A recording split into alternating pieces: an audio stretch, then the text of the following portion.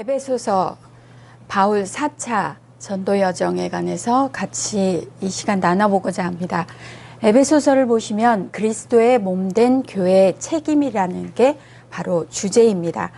에베소서는 바울 4차 전도 여정 중에 이제 띄어졌던 책인데, 저희가 잘 보시면 여기 3차 때에 에베소에서 3년간 사역을 하셨고, 밀레도에서 에베소 장로들을 만났고, 그 깊은 교제를 나누었던 에베소 교회에 띄었던 서신이 바로 에베소서입니다. 그래서 3차 전도 여정 중에 바울 사도께서 하신 그거 다 기억하시죠? 그림 일부러 한 번씩 띄워줍니다.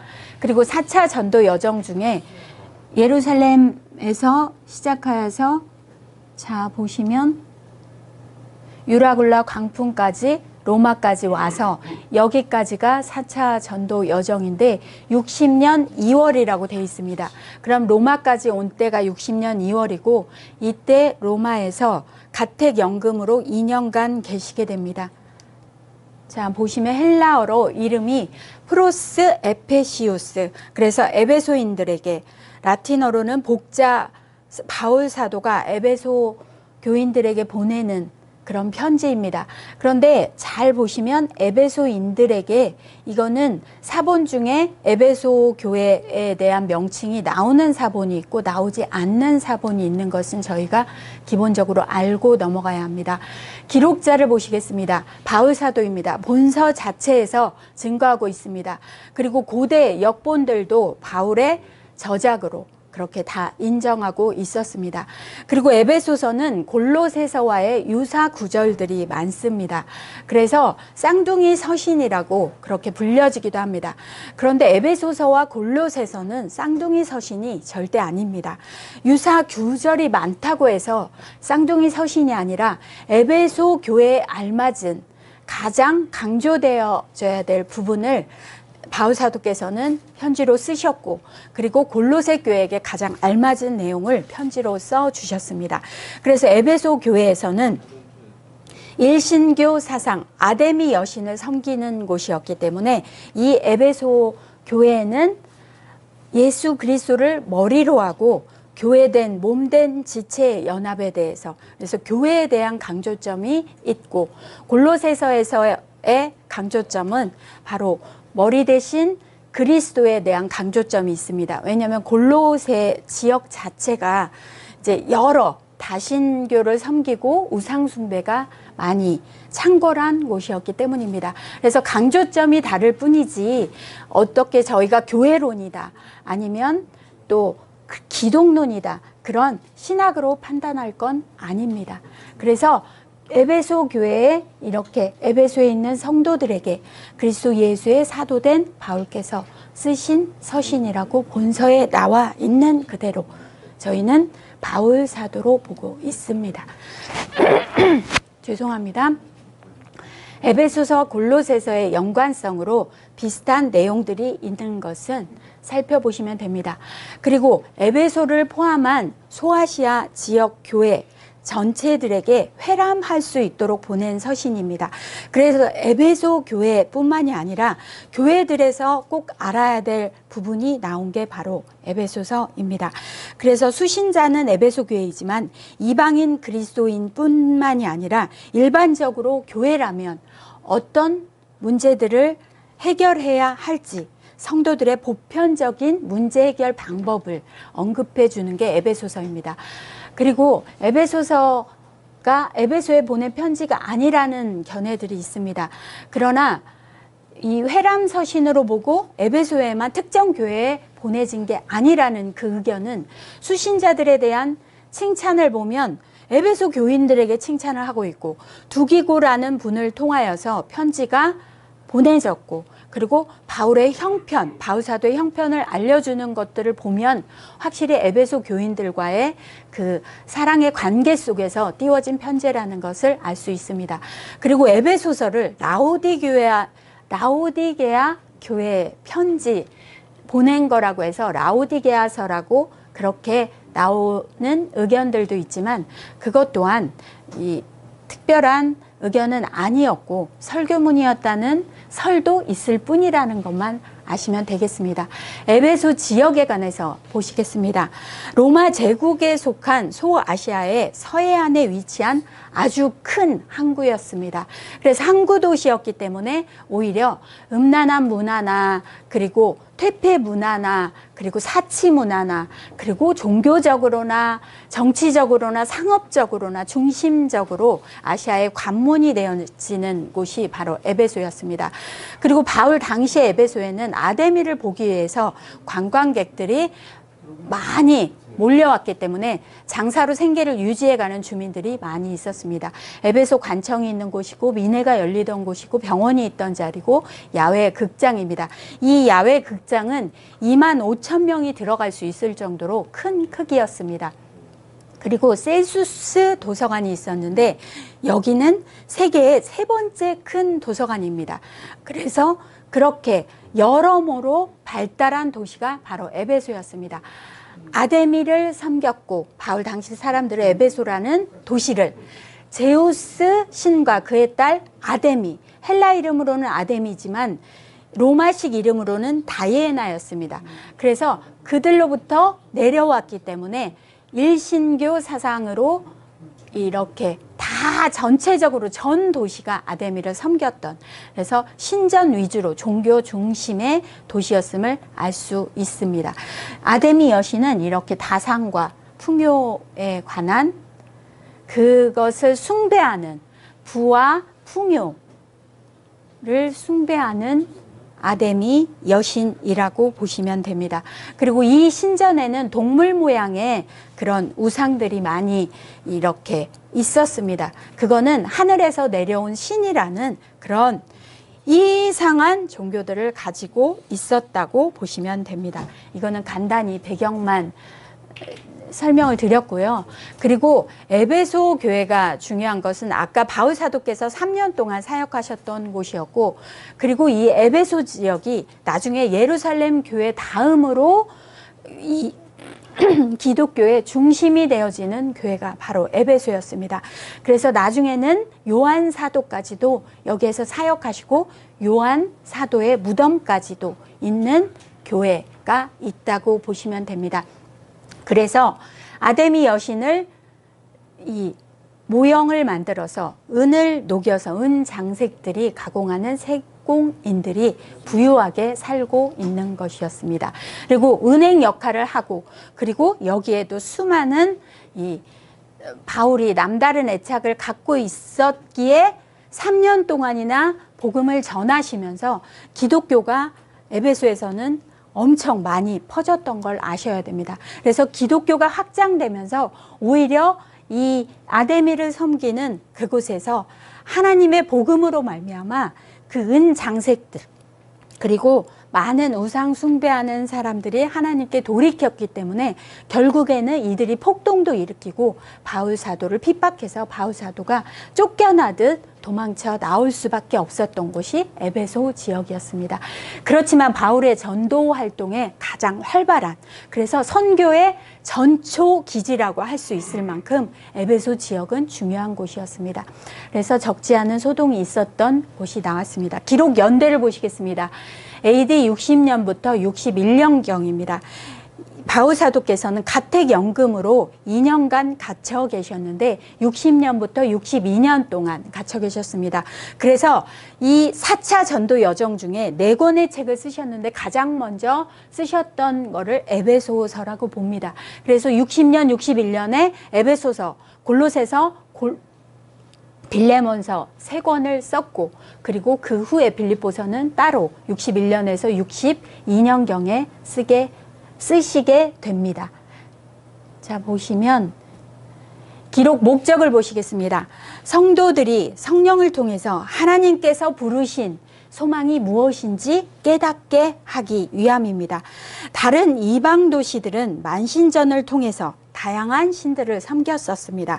그렇지만 에베소는 유일신이라고 그랬습니다. 일신교를 섬기기 때문에 오직 온 세계의 왕이시고 온 세계에 유일하게 우리가 믿고 따라야 될 창조주 하나님, 유일신 하나님을 소개해서 하나만 잘못된 신을 믿을 때 바른 참된 신이신 예수 그리스도 하나님께 돌이키도록 그렇게 복음이 전파되어졌다고 보면 됩니다. 그래서 두 번째로는 교회 안에서 그리스도인의 관계에 대해서 강조를 합니다. 그리스도인의 관계는 어떤 관계냐면 교회와 그리스도는 몸을 표현하기도 하고 건물로 표현하기도 하고 그리스도와 신부라는 부부 관계로 표현하기도 합니다. 유기체적으로 사랑의 관계고 같이 자라가고 더욱더 연합하여서 하나님의 뜻대로 자라가는 게 바로 교회입니다. 그래서 두 기고를 추천하면서 바울 사도께서 복음을 담대히 전할 수 있도록 기도 부탁도 하게 됩니다. 그리고 바울 사도께서는 에베소의 성도들에게 교회가 무엇인지를 정확히 가르쳐주고자 에베소서를 띄우게 됩니다. 쓰게 됩니다. 그래서 하나님께서만이 유일하신 우리가 믿고 따라야 될 분, 그리고 그분이 보내신 예수 그리스도를 믿도록 인도했던 서신이 바로 에베소서입니다. 첫 절과 끝절을 보시면 첫 절에 하나님의 뜻으로 말미암아 그리스도 예수의 사도된 바울이라고, 그래서 에베소에 있는 성도들에게 편지를 쓴다고 합니다.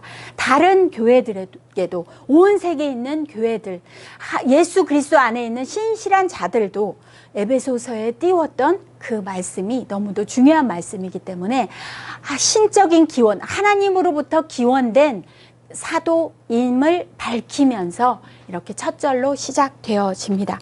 그리고 구속받은 성도들의 지위가 얼마나 하나님 안에서 존귀한 것인지를 깨닫게 하면서 새로워진 신분에 걸맞는 삶을 살도록 그렇게 권면하는 편지가 에베소서입니다. 그리고 끝절에서는 우리 주 대신 예수 그리스도를 변함없이 사랑하는 모든 자에게 하나님의 은혜를 빌어주는 그 축복을 하는 것으로 맞춰지게 됩니다.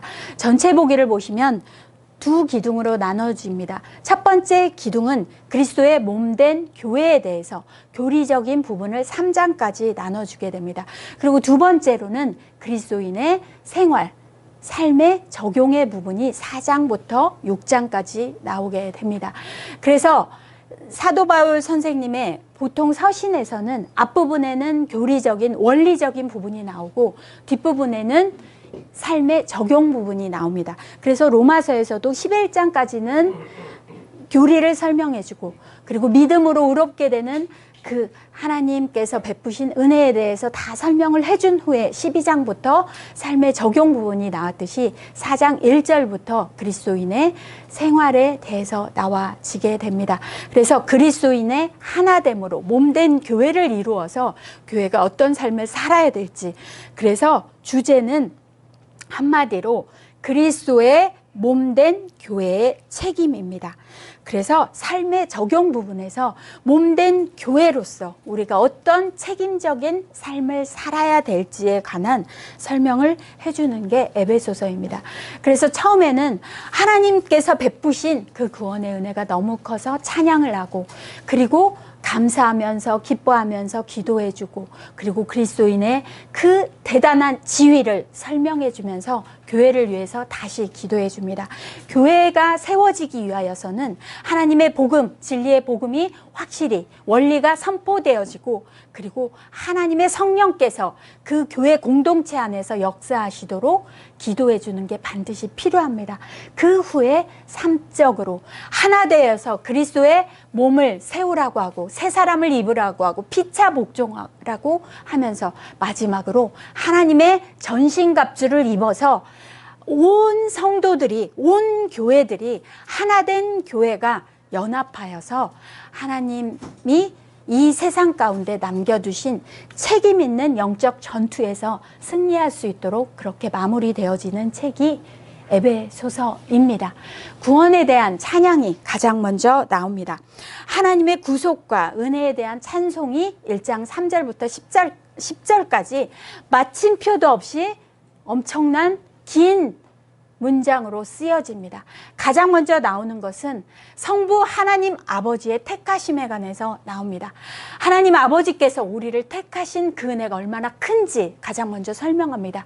그리고 두 번째로는 예수 그리스도 안에 있는 속량하심, 그분의 구속하심, 은혜를 찬양하는 그 부분이 나오고, 마지막으로 성령 하나님께서 우리를 인쳐주셨고 확실히 인쳐주셨기 때문에 우리는 하나님의 자녀 되었음을, 그래서 삼위일체 하나님의 연합 속에서 구속과 은혜에 대한 찬송을 하게 되어집니다. 시작부터 하나님을 찬송할 수밖에 없는 그 기쁨 가운데 찬송으로 터져 나오면서 복음을 전하는 게 바로 에베소서입니다. 7절을 보시면 우리는 그리스도 안에서 그분의 은혜의 풍성함을 따라 그분의 피로 말미암아 속량 곧 죄사함을 받았습니다.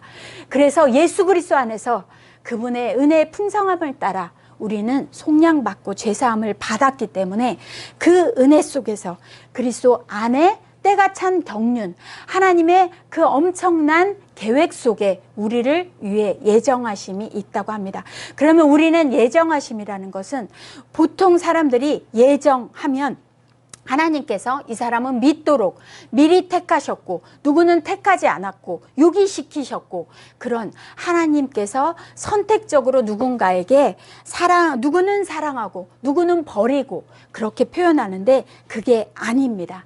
이 예정이라는 뜻은 하나님께서 베푸신 그 은혜를, 우리의 삶을 되돌아보니 여지껏 우리의 삶 속에서 하나님께서는 예정하심이 있으셨고 하나님께서는 우리의 삶을 인도하셨습니다. 그런 고백입니다. 예정이라는 것은 누구는 택하고 버리고가 아니라 우리의 삶을 되돌아볼 때 그 베푸신 은혜가 너무도 커서 감사와 감격으로 고백하는 게, 하나님 이 죄인, 죄로 죽었던 우리를 살리신 그 하나님에 대한 찬양과 감사와 감격의 고백이 바로 예정하심입니다. 그래서 하늘에 있는 것이나 땅에 있는 것이 다 예수 그리스도 안에서 통일되게 하려는 그 뜻 가운데 그리스도 예수 안에서 우리는 속량 받았다고 합니다. 그래서 모든 성도는 하나님께서 구속하신 그 은혜 안에서 저희들은 교회의 구성원, 지체들로 한 명 한 명 부름 받았습니다. 그래서 처음 창조하실 때부터, 창세 전부터 예정하셨다 그러면 창조하실 때부터 우리를 하나님께서는 택하신 것입니다. 어떻게 하면 예수 그리스도 안에서 예수 그리스도를 믿고 그분과 연합하여서 하나님 은혜 가운데 살아갈지, 그리고 하나님과 연합하여서 그 은혜 속에 하나님의 뜻을 이루어가는 선한 삶을 사는 책임 있는 예수 그리스도의 지체로서 살아갈지, 그런 십자가의 은혜에 대해서 그 모든 것들은 땅에 있는 것뿐만이 아니라 하늘에 있는 것까지도 그렇게 통일된 은혜 속에, 하나님의 섭리 속에 이루어진 것입니다. 그래서 에베소서에서는 계속 그리스도 안에서, 예수 안에서, 그 안에서, 그 안에서 하면서 예수님 안에 있다는 그분의 연합, 그분과의 그 사랑의 관계 속에 있는 교회임을 표시해주는 그 예수 그리스도 안에서가 35번이나 나옵니다. 그토록 예수님과의 연합이 중요함을 설명하는 것입니다. 그래서 택하여 인치신 자, 성령 하나님께서 분명히 인치셨다고 했습니다. 기업의 보증이 되셨다고 합니다. 그래서 성령 하나님께서 인치셨다는 표현은 소유권을 나타낸다는 용어라고 합니다.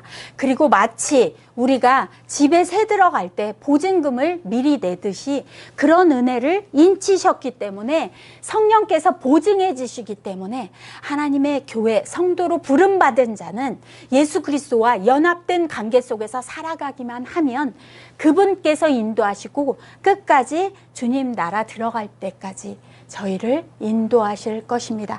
그래서 그 인치심은 우리를 자녀로 인치셨고, 그리고 바울 사도께서는 이 용어를 하나님과 그리스도인들 사이의 관계 확증에 대한 이해를 돕기 위하여서 도장 찍듯 보증금을 주시듯 그렇게 인쳐 주셨다고 그 설명을 보시면 됩니다. 그래서 저희가 계약금을 걸고 도장 계약을 맺었다면 그게 우리 것이 나중에 될 수 있듯 성령의 도장을 받으면 우리는 하나님을 아버지로 모시고 그리고 그분이 우리의 주인 되어주시고 소유주가 되어주시는 그 고백을 할 수 있는 것입니다. 두 번째 작게 보기를 보시면 지혜와 계시를 구하는 기도가 나와집니다. 그래서 바울 사도께서는 기도하시기를 하나님 아버지를 더 깊이 알아가기를, 그분이 부르신 소망이 얼마나 대단한지, 그리고 우리를 기업의 영광의 풍성함이 얼마나 큰지.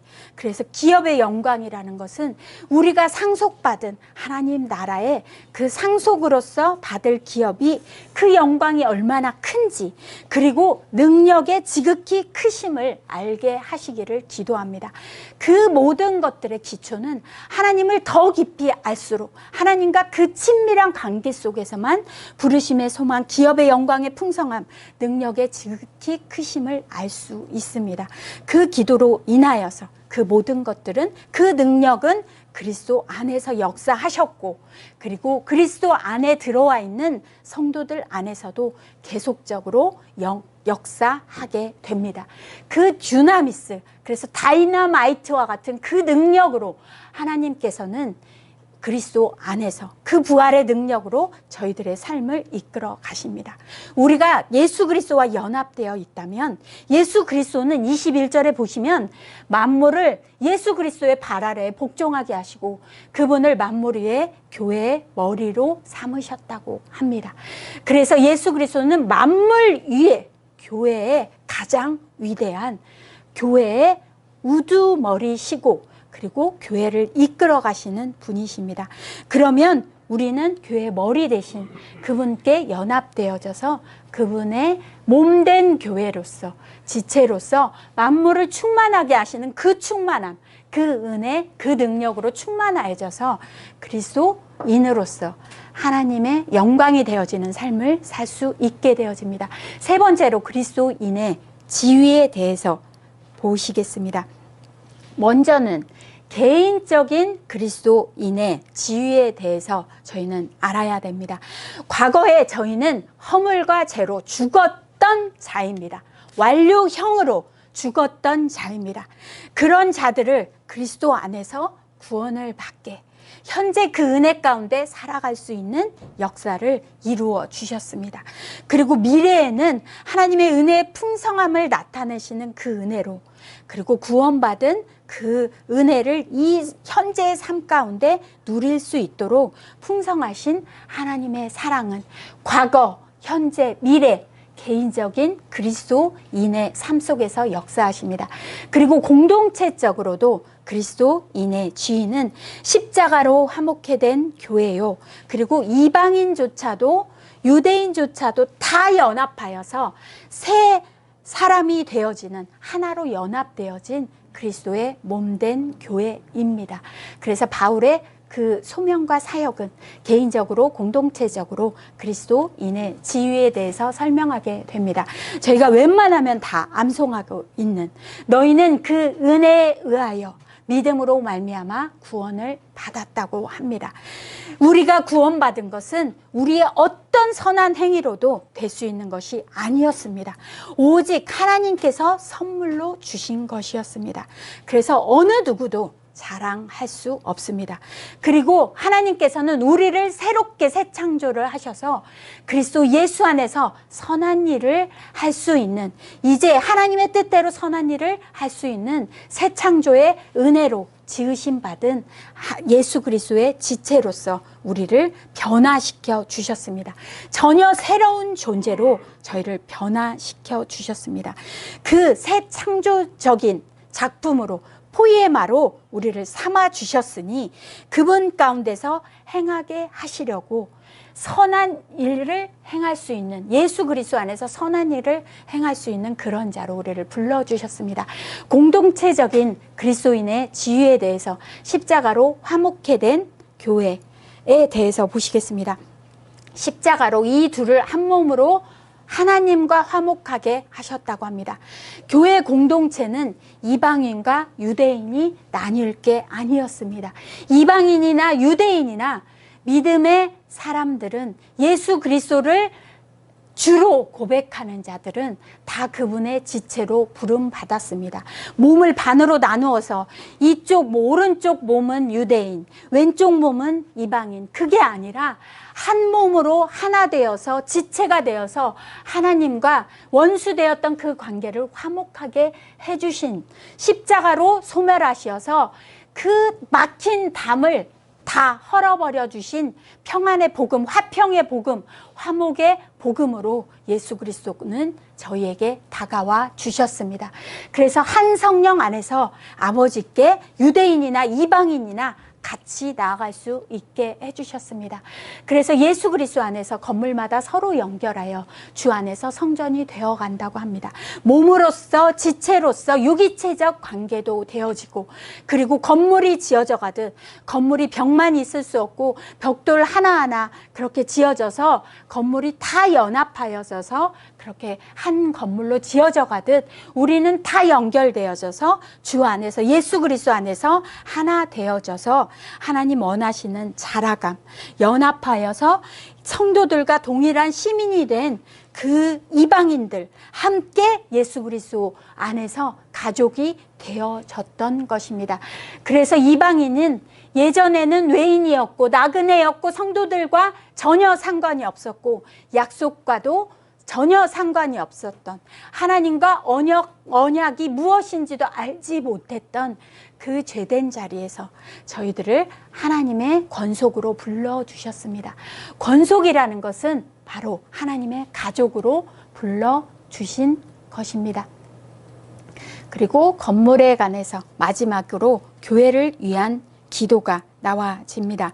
성도들이 강건하기를, 충만하기를 위해서 기도합니다. 하나님 앞에 기도하시는 그 내용이 무엇이냐면, 에베소서 1장을 보시면 기도하시기를 그분의 영광의 풍성함을 따라 그분의 성령으로 말미암아 너희 속사람을 능력으로 강건하게 하시고 믿음으로 말미암아 그리스도께서 너희 마음에 계시기를 원한다고 합니다. 그래서 아버지 하나님도 성령 하나님도 예수 그리스도께서도 다 연합하여서 사랑으로 교회를 이루어가고, 교회를 통하여서 세계 만민이 하나님 앞에 돌아오도록 하는 게, 그게 바로 하나님께서 뜻하신 가장 선하신 뜻이었습니다. 전 세계 만민이 땅끝까지 복음이 전해지면 성령께서 그 증인으로 세우신 교회 지체들을 통하여서 복음이 땅끝까지 전해지면 주님께서 다시 오신다고 하셨습니다. 그 선한 일들을 위하여서 사락 가운데 뿌리가 깊고 터가 박혀져서 모든 성도들과 함께 그리스도의 사랑을 알기를 바란다고 기도해 주는 부분입니다. 그래서 교회는 그리스도와 성도 간의 그 친밀한 인격적인 관계 속에서, 사랑의 관계 속에서 성장하고 자라가게 되어집니다. 두 번째 기둥을 보시면 그리스도의 생활입니다. 첫 번째는 하나 되어 그리스도의 몸을 세우라, 4장 부분이 나옵니다. 그러면 그리스도인은 어떻게 살아야 되는지에 관해서 나와집니다. 하나님께 선택을 받았다면, 우리가 주님께 택함 받아서 부르심 받았다면 그 부르심에, 그 감격 속에 저희들은 하나님의 뜻에 합당한 삶을 살 수밖에 없습니다. 그래서 성도를 온전하게 하여서 하나님께서는 하나님 원하시는 섬김의 삶을 살도록, 그래서 그리스도의 몸된 교회를 세우려 하심이 바로 하나님의 뜻이셨습니다. 그래서 믿는 것으로, 아는 것으로, 머리로만 아는 것이 아니라 관계 속에서 친밀한 사랑 가운데 그분 예수 그리스도, 우리의 표대 되시고 우리의 믿음의 주요 온전케 하시는 그 예수 그리스도를 향한 그분의 장성한 분량까지, 그 충만하심까지 저희가 자라가기를 원하시는 게, 그게 바로 하나님의 뜻이셨습니다. 그래서 우리는 이제부터 어린아이가 될 게 아니라 사람을 속이고 간사한 유혹에 빠지는, 그래서 유혹에 당하기 쉬운 게 어린아이인데, 그런 헛된 교훈의 풍조가 아니라, 그렇게 흔들릴 것이 아니라 우리가 얼마나 복음으로 견고한 뿌리를 내린 자들인지, 그래서 사랑 안에서 참된 것을 하며 범사의 머리 대신 그리스도까지, 그리스도의 장성한 분량까지 자라가기를 원하시는 게 바로 하나님의 뜻입니다. 그래서 자라갈 수 있다면 우리가 어떤 몸도 지체가 몸에서 떨어지면 자라갈 수가 없습니다. 다 어떤 지체도 온몸에 불필요한 것이 없이 하나님께서 우리의 몸을 완벽하게 이렇게 해주시듯 모든 지체 하나하나가 다 소중하게 연합하여서 그렇게 함께 자라가야 함을 알려주십니다. 그래서 하나 되어서 그리스도의 몸을 세워갈 때 이제 각자 직분들을 알려주시는데, 에베소서에서는 사도, 그리고 선지자, 복음 전하는 자, 목사와 교사로 각자 부르셨다고 하나님께서는 말씀해 주십니다. 그렇게 직분에 맞게 하나님께서는 인도해 주셨으니 우리가 어떤 직분은 높고 어떤 직분은 쉽게 여길 게 아니라 우리는 가장 소중하게 부를 수 있는 호칭이 바로 성도입니다. 목사이고 교사이고 선지자이고 복음 전하는 자이고 그것은 맡겨주신 그 역할일 뿐이지, 가장 중요한 건 우리는 제사장 나라, 하나님의 거룩한 백성, 그래서 성도라고 불려질 수 있는 것 자체가 우리에게는 가장 감격스러운 호칭으로 시작되어집니다. 그 시작부터 우리는 지체로 부름받은 것입니다. 그래서 맡겨진 직분이 어떤 것이건 다 연합하여서 교회가 다 같이 자라가는 것이 하나님의 뜻입니다. 그리고 두 번째 기둥으로는 새 사람을 입으라입니다. 이방인으로 있을 때에는 에베소 지역이 항구 도시였고, 그리고 우상 숭배하는 아데미 여신을 섬기는 풍요와 다산, 그러면 얼마나 많은 음란 문화와 탐심과 그런 악한 우상 숭배들이 넘치는 도시였는지 모릅니다. 그곳에서 어떻게 하면 하나님의 구별된 거룩한 백성으로 살지 새 사람을 입으라고 합니다. 그래서 옛사람과 새 사람을 비교하시면서 새 사람을 입으라고 말씀하시는 말씀이 나와집니다. 이방인으로 살 때는 에베소인들이나 똑같이 유혹의 욕심을 따라서 썩어져가는 세상의 관습을 따라가는 게 우리의 옛사람이었습니다. 에베소 지역만이 아니라 지금 살고 있는 이 시대 또한 이렇게 썩어져가는 구습을 따르는 옛사람을 입고 있는 게 바로 저희들의 모습입니다. 그런데 죄송합니다. 심령부터 새롭게 되어져서 하나님을 따라 의와 진리의 거룩함으로 지으심을 받은 새 사람을 입으라고 합니다. 하나님께서는 의와 진리의 거룩함으로 지으심을 받은 새 사람을 입었다면, 우리가 어떤 옷을 입고 있으면 그 옷을 입은 그 옷 입은 모습이 보여지듯 의로움으로 진리의 거룩함으로 지으심을 받은 새 사람을 입고 있으면 우리에게서 의로움이, 진리의 그 거룩함이 나올 수밖에 없습니다. 그래서 우리를 빛의 자녀로 불러주셨고, 그 빛된 아들의 나라, 그 환한 예수 그리스도를 비치는 그곳은 흑암의 권세가 전혀 힘을 쓸 수 없는 곳이 바로 예수 그리스도께서 다스리시는 하나님의 나라입니다. 그분을 머리로 모신 성도라고 한다면, 저희가 새 사람을 입었다면 우리는 빛의 자녀로 착함과 의로움과 진실함으로 살아갈 수 있습니다. 그래서 하나님을 본받는 성도의 삶에 대해서 5장에서 나와집니다.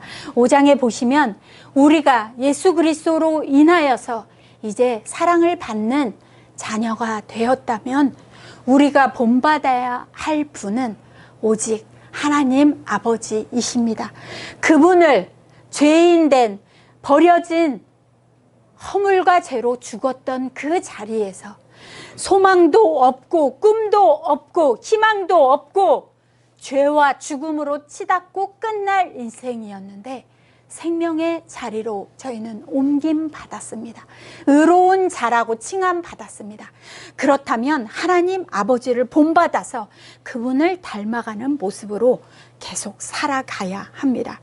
그래서 예수 그리스도께서 죽기까지 우리를 사랑해 주시고, 그리고 그분이 우리를 위하여서 자신의 목숨까지 내어주신 사랑을 베푸셨듯 저희도 사랑 가운데서 아버지 하나님의 아들까지 보내신 그 사랑을 본받아서 우리도 서로 사랑하고 서로 관용하고, 그리고 예전에 살던 음행, 온갖 더러운 탐욕은 너희 중에서 이름조차도 부르지 말라고 합니다. 에베소 지역 항구 도시이기 때문에 한마디로 그들을 표현하면 음행과 온갖 더러운 것과 탐욕이었습니다. 탐욕은 의상 숭배나 똑같습니다. 그렇다면 예수 그리스도께서 말씀하신 것은 누구든지 예수님을 따라오려거든 자기를 부인하고 날마다 자기 십자가를 지고 예수님을 따르라고 하셨습니다. 그렇다면 새 사람을 입은 자로서, 빛의 자녀로서 이제는 예수 그리스도를 따라가며 하나님을 본받는 삶을 살아야 합니다. 그래서 우리의 입에서부터 거룩한 말이 우추함이나 어리석은 말이나 희롱의 말이 아니라 감사하는 말, 그리고 누군가를 생명으로 살리려는 복음을 전하는 입술이 되어져야 하는 것입니다. 그리고 지혜로운 성도의 삶에 대해서 나옵니다. 그래서 이제는 세월을 아껴야 됩니다. 때가 악하고 마지막 때이기 때문에 언제 주님 다시 오실지 모르기 때문에 저희는 주님의 뜻이 무엇인지 이해하고 그분의 뜻에 맞게 살아가야 하는 삶이 바로 우리입니다. 그렇다면 우리의 힘으로 할 수 있는 것이 아니라 모든 충만함을 주시고 능력으로 함께 하신 분은 성령 하나님이시기 때문에 성령으로 충만하라고 합니다. 방탕한 그들에게 술이 아니라 이제는 성령으로 충만함을 받으라고 합니다. 그리고 시와 찬송과 신령한 노래들로 서로 화답하면서 우리의 마음으로부터 주님을 노래하고 찬송하고 감사하고 주의 뜻을 이해하면서 범사에 어떻게 하면 하나님 아버지께 감사하고 그분의 뜻을 이루어 줄지. 왜냐하면 이것을 해라, 이것을 적용하면 하나님께서 구원하신다가 아니라 구원을 베푸시는 은혜가 너무 커서 이제는 변화된 삶을 살 수밖에 없는, 그 피차 복종하는 것은 하라는 명령 이전에 베푸신 은혜가 너무 커서 우리가 자발적으로 스스로 할 수밖에 없는 그런 그리스도인의 책임 부분을 말해 주는 것입니다. 그리고 마지막으로는 우리가 모든 관계 속에서 아내와 남편, 그리고 종과 주인, 부모와 자녀, 그 모든 관계 속에서 주님을 우리가 고백하고 주님을 믿고 예수 그리스도를 따르는 자들이라면 그 관계 속에서, 모든 관계 속에 죽게 하듯 피차 복종하고 서로 존중하고, 그래서 부부관계가 가장 기초적인 공동체이기 때문에 그리스도와 아내된, 신부된 교회의 관계를 남편과 아내의 관계 속에서 교회와 사랑의 관계 속에 연합되어진 예수 그리스도의 관계를 설명해 줍니다. 그리고 상전과 종의 관계는 나중에 빌레몬서에서 더 자세히 나와지게 됩니다. 그리고 관계 속에서 자녀와 부모, 남편과 아내가 그리스도의 신부된 교회, 그래서 서로 사랑하여서 어떻게 하면 그분의 뜻대로 순종할지, 어떻게 하면 그분이 기뻐하시는 일을 할지, 신부는 마음이 어떻게 하면 신랑을 기쁘게 할지 그렇게 마음이 쏠리듯 우리가 예수 그리스도를 실제적인 삶 속에서 그분을 사랑하면서 영광스러운 교회로 세우시려고 우리를 신부로 지체로 불러주신 그 은혜 앞에 어떻게 하면 그분이 기쁘시게 할지를 자발적으로 살아가는 그런 깊은 애정의 관계, 연합의 관계를 표현해 줍니다. 그래서 마지막으로 그리스도인의 생활에서는 하나님의 전신갑주를 입으라는 명령을 합니다. 우리가 그렇게 타락한 도시에서 구별된 성도로 살려면 영적 전투는 있을 수밖에 없습니다. 이거는 로마 군인이 무장한 모습입니다. 로마 군인의 전신갑주는 투구, 갑옷, 신발, 창, 방패 이 모든 것들이 있습니다. 이것을 쉽게 에베소 지역에서는 파수하고 있는 로마 병들을 쉽게 볼 수 있었던 지역이었기 때문에 로마 군병들을 예로 들어서 이 로마 군인의 전신갑주 입은 모습으로 복음의 군인으로 우리가 연합되어져야 함을 그렇게 알려줍니다. 그런데 영적 전투에서 가장 중요한 것이 왜 로마 군인의 무장한 모습을 말해주는지, 저희가 영화 같은 거를 보시면 보통 로마 군인은 어떻게 싸우냐면 이게 밀집 장창제라는 그런 모습입니다. 그래서 3인 1조로 해서 이렇게 창들을 잡는 군인이 있고 방패로 막는 군인이 있고, 그래서 방패로 쫙 벽처럼 연합해서 그렇게 막아주고 그 사이사이 창을 넣어서 같이 연합하여서 싸우는 영적 전쟁을 빗대어서 로마 군대에 싸우는 모습은 이들이 그대로 뻔땄던 게, 이 승리의 가장 좋은 방법은 바로 이렇게 싸우는, 연합해서 같이 싸워나가는 모습이기 때문에 이 모습으로 표현을 해준 것입니다. 그래서 영적 전투를 교회 공동체의 싸움이라고 분명히 밝혀줍니다. 이것은 성도가 함께 연합해서 싸워야 한다는 그 말씀입니다. 그래서 하나님의 전신갑주를 취하라. 진리로 너희 허리띠를 띠고 평안의 복음이 준비한 것, 믿음의 방패, 능히 악한 모든 불화살을 소멸할 수 있는 믿음의 방패, 구원의 투구, 성령의 검을 가지라고 하는데, 싸우는 무기는 오직 한 가지, 말씀의 검밖에 없습니다. 모든 것들은 다 방어인데 싸울 수 있는 무기는 하나님의 말씀입니다. 저희가 진리의 말씀으로 무장할 때만 우리는 영적 싸움에서 이길 수 있습니다. 그런데 모든 중무장을 하더라도 18절 마지막으로 모든 기도와 간구를 해야 됩니다. 아무리 중무장을 해도 능력을 공급하시는 분은 항상 성령 안에서 기도하면서 성령의 충만함으로 그분이 공급하시는 능력 속에, 인도하심 속에 함께 연합해서 악한 마귀를 대적해야 하기 때문입니다. 그래서 그렇게 마무리를 하면서 그리스도의 몸된 교회의 책임에 관해서 에베소서를 같이 나누었습니다. 에베소서를 마무리하겠습니다. 에베소서는 창세전에 저희를 택하셔서 하나님의 자녀로 부르신 하나님의 은혜에 관해서 나누어준 서신이었습니다. 주님의 몸으로 어느 누구도 차별 없이 하나된 교회로 화평의 복음을 우리에게 제시해 주셨습니다. 이방인인 우리에게 하나님과 화평하고 그리고 이웃과 화평할 수 있는 그 자리로 차별 없이 불려주신 은혜가 에베소서에는 담겨져 있습니다. 그래서 선하신 하나님의 뜻대로 예수님을 머리로 하고 우리는 함께 연합하여서 그리스도의 장성한 분량까지 자라가야 합니다. 그래서 사랑으로 하나 된 영광의 모습 속에서 우리가 세상에 보여줄 하나님의 은혜로 중무장하여서 연합한 사랑의 공동체로 살아가는 하나님의 가족, 하나님의 몸된 교회여야 함을, 그 책임을 일깨워 주는 게 바로 에베소서였습니다.